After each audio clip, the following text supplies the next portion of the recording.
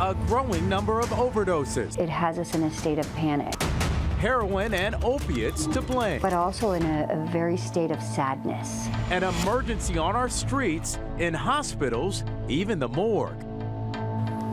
Now, NBC6 has been covering all the angles of this overdose crisis. And tonight, NBC6 investigator Tony Pipitone tells us how some people well suited to help are facing some big obstacles. Heather and Brian have a lot to be thankful for, both a year sober. It's sad to say, but I love the drugs more than I love my kids at that point. I say the worst part was losing the trust of everyone that I loved.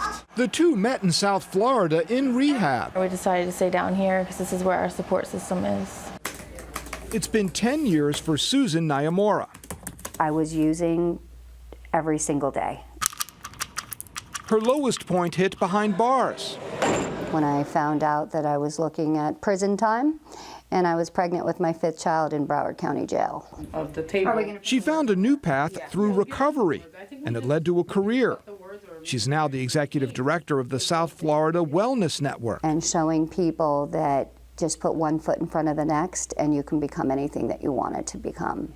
To do that, her nonprofit employs what's called a certified peer support specialist. For me, that means somebody with lived experience. It's not anything that can be taught out of a book. It's not anything that you can learn from a webinar. Your own addiction is a prerequisite for the job. And you have to be 3 years removed from certain crimes. Nyamura thinks that's too long. I think the timeline should be less. And I also think that the process should go smoother and quicker. People can appeal and be approved, but she says the time it takes is another hurdle. We've lost a really ton of amazing people that could have really benefited this community. She believes in how peer support can work and hopes more get the chance to help. Seeing how somebody's life actually changes, it's truly amazing.